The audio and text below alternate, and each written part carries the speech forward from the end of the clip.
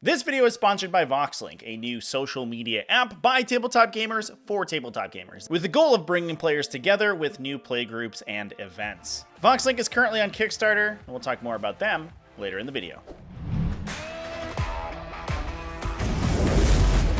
What's up, folks? Welcome back to TacticalTortoise. My name is Trevi, and this is another 40k tournament tech talk. This is the Warhammer 40k video series where we pick a particularly interesting list from the last week of games and talk about exactly what makes it tick, as well as the event that it played at and each of the matchups that it played to get to its lofty undefeated position. And today we're going to be tackling a particularly interesting variety of Tau Empire build. Tau have been kind of experiencing a roller coaster ride in the metagame over the last couple of weeks. They were doing very well towards the end of the Nephilim season and have had a little bit of a decline going on into Arcs of Omen, but are still very much contenders. However, the changes to the format, alongside nerfs to some of the most important units in the Tau stable, including Sunshark Bombers, have seen Tau really mix up their lists. And while most of the time that means that they've gravitated towards a very static variety of triple Riptide list where they're just focused on using Riptide battlesuits and Crisis battlesuit bricks to jump around the table and fire at their opponent while jumping back and forth around line of sight blocking terrain so that they don't take any damage on the swing back. The list that we're going to be talking about today doesn't really do that. As always, if you enjoyed this video series and you like my Warhammer 40k content in general, I would really appreciate it if you could drop a like on the video, subscribe on the channel, maybe a comment down below about what you think about this particular bizarre Tau list, and let's jump right in. But first, a little word from Vox Link. Getting into Warhammer 40k seriously can be really tough. There are so many rules and interactions to learn, armies to discover, and models to paint. So many models to paint. So finding events to participate in and practice games to use to prepare for those events shouldn't be one of those difficulties, which is why I'm excited to talk to you today about Vox Link. Vox Link is a new social media app created by tabletop gamers for tabletop gamers. The app is designed to bring players together and includes tools to help you find players and play groups close to you. You can post that you're looking for games and even include specific criteria like points levels and whether you're looking to play casual play or engage in some competitive practice. The app is live on Kickstarter as we speak and needs your help to become a reality. In addition to some sick swag, backers also get huge savings on premium memberships, who receive early access to new features, discounts on event tickets and partnered stores, and the ability to host bracketed events in the app. Vox Link is going to be insanely useful and has the potential to be transformative to the Warhammer 40k community and how we find games with each other, which is especially important as we expand and accrue new players. So check it out on Kickstarter today at the links down below the video to help find new players and improve your game. So the event in question today is the Dicehammer Open GT. This is a 75-player major level event that ran over the course of 5 rounds. Unfortunately, for the event, at 75 players, 5 rounds is not enough to go to a single undefeated, so the event actually had 2. It was won by Black Templars, but we're actually going to be talking about the second place finisher who also went undefeated and just didn't score quite as many points. This being Jason McKenzie, who brought a Boar-Concept Tau list to the event. Now, as a little bit of background for Dicehammer, this was held in Irving, California, and did use player-placed terrain. This is a terrain format that allows players to set up an assigned pool of terrain on the table, usually in their own territory, and gives players a lot of control over exactly what the terrain in their own deployment zone looks like.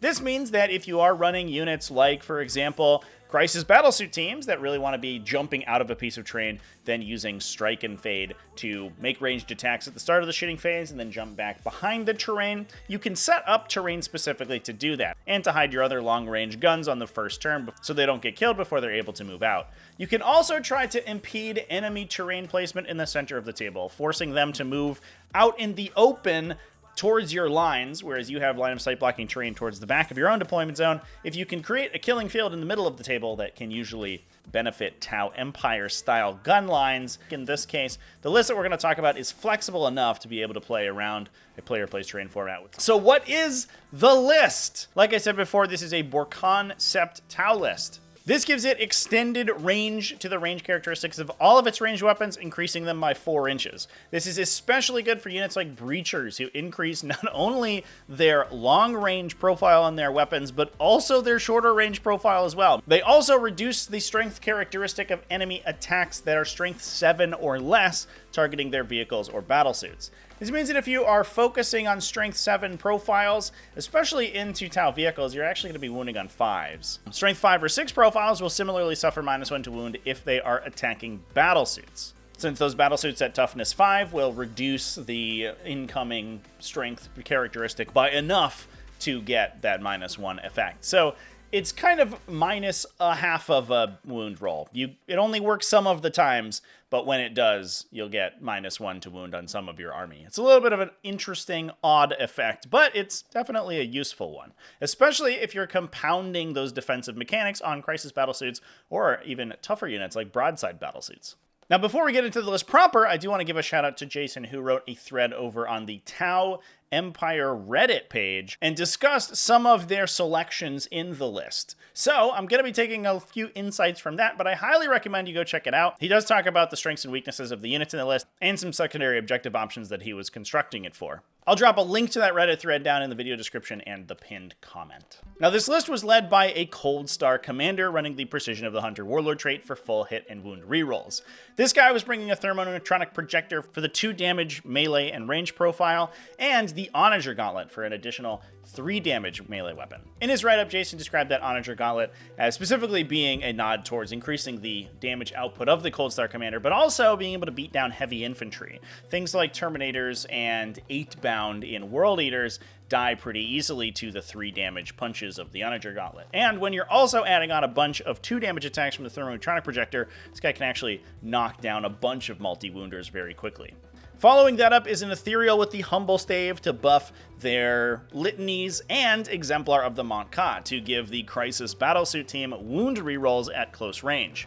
We also have 2 Kroot Carnivore squads and a Breacher team in the troops option, and Jason described their standard operating procedure as strategic reserving that Breacher team in order to make use of the extended range of its short-range profile. Being able to jump off a table edge and nuke a small unit holding an objective can certainly help Tau prevent their opponent from running away with primary objectives. There's a lot of action in the Elite slot, including a big brick of 5 Crisis Battlesuits with burst cannons, cyclic ion blasters, and plasma rifles. These guys are kitted to the brim with defensive technology, including a shield generator on every model in the unit, a stim injector on the unit leader, and one of the battlesuits taking an Iridium battlesuit. Alongside that, we also have 10 drones in the unit, making this thing basically just a big old Death Star. 4 marker drones and 6 shield drones to pass ablative damage to.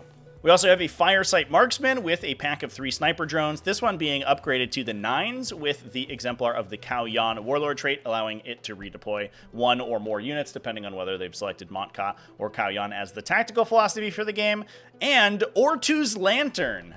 This is another source of Marker Light tokens that causes the Marker Light action performed by the Firesight Marksman to roll 6 dice instead of just 1, adding Marker Light tokens on a 3+. That's in addition to the 4 marker drones in the Crisis Battlesuit team and the 2 marker drones in the Ethereal.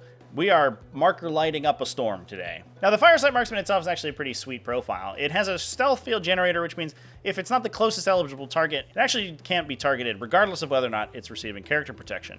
It is a character, so it can be lookout served for, but you typically don't need to, because the rest of your army is going to be closer than it. The Firesight Marksman can then just sit in the back corner, drop Marker Light tokens on people all day, and oftentimes you'll see this guy running the Advanced EM Scrambler to give it a 12-inch deep strike denial area, because that allows it to sit in the back corner of your deployment zone and basically deny the entirety of your deployment zone from enemy deep strikers or strategic reserves. There's enough additional utility units in this list that we don't necessarily need that in this case, so the extra Marker Light tokens certainly help, but it is a pretty strong support unit nonetheless. We also have 3 units of 4 Kroot Hounds in the fast attack slot, and 2 units of 5 Vespid Stingwings. It's been a little while since we've seen Vespids on the table. They have the fly keyword and the ability to deep strike, basically manta striking in the reinforcement step, alongside a 2-shot, 2-damage gun, which is, you know, pretty useful. These guys are excellent for deep striking and threatening multi-wound enemy units, or just deploying on the table and being used for action secondaries. Being able to move 14 inches and then try to complete a secondary is pretty freaking useful. In addition to that, we also have a unit of 2 Tetra Scout Speeders. If you didn't think that the massive number of marker light tokens that we already had in this list were enough, the Tetra Scout Speeders also add an additional 3 marker lights apiece, since their action allows them to roll 3 dice instead of just 1. The Tetras themselves are incredibly fast, light vehicles, and while they die pretty easily, they're relatively cheap and don't actually do any damage. Jason describes most enemies as being reticent to actually attack the Tetras, given that the Tetras aren't actually really doing any damage to them. They're just using the marker light token action. With those 6 marker lights, in addition to the 2 marker lights on the Skyray gunship in the heavy support slot, that brings the total number of marker light dice the list packs to 20. Just a casual 20. In his write-up, Jason describes that this massive quantity of marker lights certainly helps to ensure that he has marker lights on every unit that he's going to be shooting that turn. So once you get to this saturation of marker light dice, you're basically just +1 to hit on your entire army, which I think is the ideal that Games Workshop was going for when they gave the entire Tau Codex a 4+ ballistic skill instead of a 3+, despite the fact that they are primarily a shooting army. They really just assumed that you would have marker light tokens most of the time you were shooting, so everything in the army kind of pays a tax for that. Although the downside, obviously, is that you actually then have to buy the marker lights, which we have done in this poor concept list. Following that up, we have a hammerhead gunship with a railgun and 3 broadside battlesuits in a big unit, each one with a heavy rail rifle and twin smart missile system. With the extreme armor penetration characteristic of the rail rifle, we don't really need to be taking target locks on them to ignore light cover, so these guys have taken multi-track, which gives them exploding 6s when targeting units of 6 or more models, which can help shore up the indirect fire penalty that those smart missile systems are now suffering. Most of the time, those broadside battlesuits are going to be shooting at something that's out of line of sight with those smart missiles, and since it's out of line of sight of probably the rest of the army too, it's not going to have marker light tokens applied. So those broadside battlesuits would go to hitting on 5s, but the exploding 6s from multi-trackers is mathematically equivalent to +1 to hit, so you're basically back to hitting on 4s. That allows the 24 shots from the broadside battlesuits to put a pretty significant dent in a lot of enemy utility units, especially 10 model units. They can kill most of them, potentially have a couple run away, and really put a lot of pressure on the opponent's ability to hold objectives consistently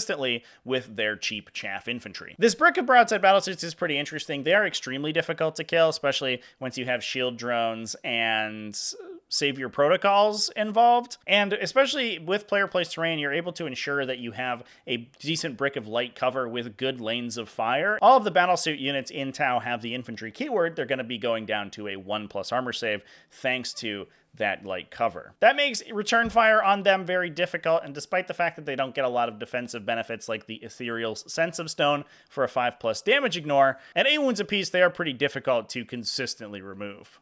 With how slow these broadside battlesuits are, I do think the ability of player place terrain to give them decent lines of fire, especially through the middle of the table, can certainly help set them up in a position where they don't need to move too much in order to get good shots. And equipping them with those smart missile systems means that they're still doing things even if their opponent doesn't move into their line of sight. Especially with how fast this Tau army is and how many small utility units like Crude Hounds and the Vespid Stingwings it has, its ability to contest objectives or score secondary objectives is pretty impressive. And if your opponent doesn't move up aggressively to try to steal primary from you, it will just probably win on its passive score alone.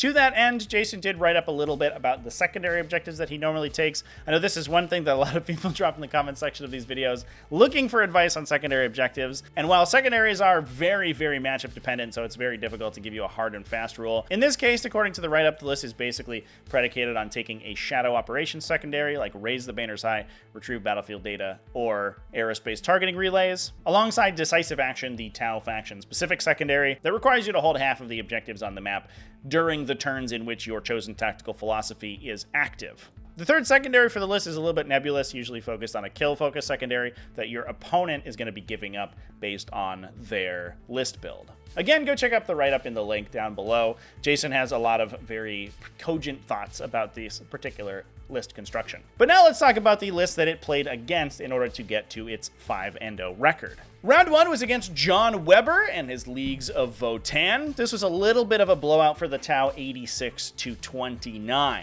This list was using a custom sub-faction, giving additional judgment tokens when units die, additional strength on beam weapons, and a discount on the stratagem that deals mortal wounds when hitting with subsequent beam attacks. It's not Ymir Conglomerate, so we don't have the Ymir Conglomerate beam stratagem to deal mortal wounds on hits. This one requires you to hit a unit multiple times with beam weapons. It's like half as effective, basically. And last but not least, giving a floating Tau Sept style reroll.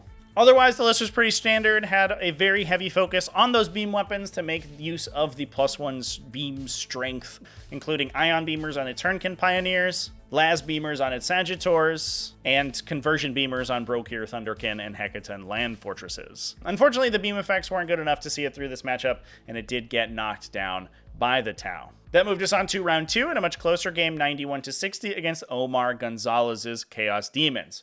This is a pretty classic Chaos Demons list, bringing Bellicor, a Bloodthirster, as well as a Changecaster and Fluxmaster to add some support casting, 2 units of Nurgling Swarms in the troop slot, and a ton of Flamers in the elite slot, including 3 units of Natural Flamers and 3 Exalted Flamer characters. Unfortunately for the Demons, that means this list does give up a ton of points on Assassination. So I'm sure that the Tau list was pretty excited about having a relatively consistent kill-focused secondary. It also brought a couple Fiends and Fleshhounds to be able to pressure its opponent, but generally speaking, it's the Greater Demon and Flamer show. Those Greater Demons weren't quite able to pull their weight, unfortunately. I think having units like the Cold Star Commander with the Honor Gauntlet helps at dealing with units like this Bloodthirster that do have a phase cap on them. It's going to be able to deal a bunch of damage in the shooting phase and then potentially follow up with a shooting phase and fight phase activation to finally kill the Bloodthirster on a subsequent turn.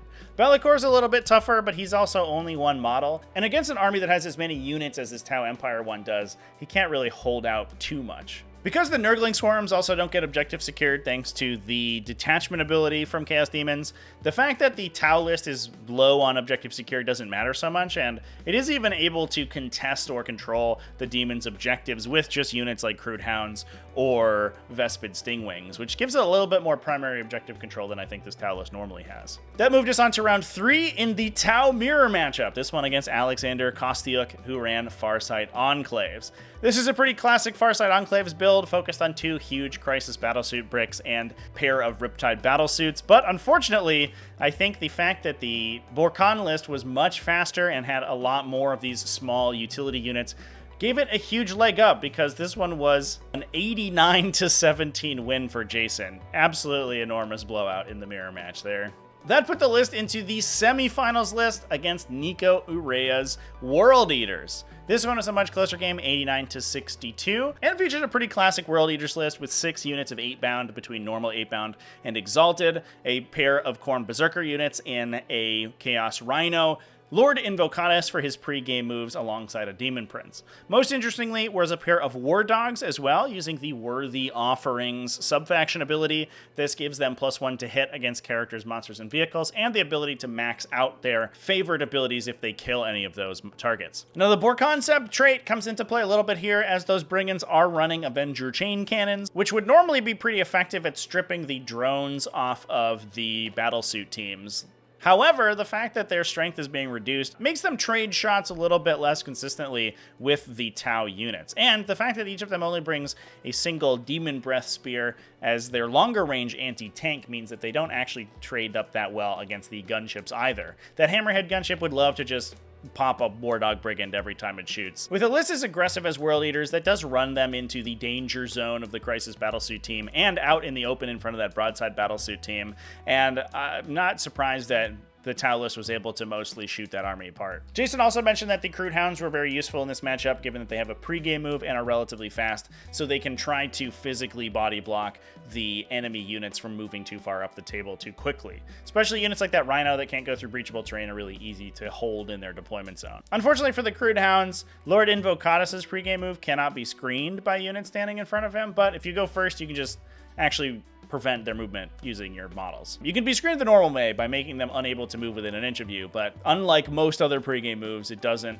require that you stay 9 inches away from enemy models. And that brought us on to the final round in a second matchup against Leagues of Votann. This is a much more classic style of Votann list running Ymir Conglomerate. This had a Forge Master alongside an Enhere Champion for some melee output, and a High Call with Grudge's End and a long list. This is the classic combo that allows the Call to target characters and automatically wound with a 2 damage combi bolter.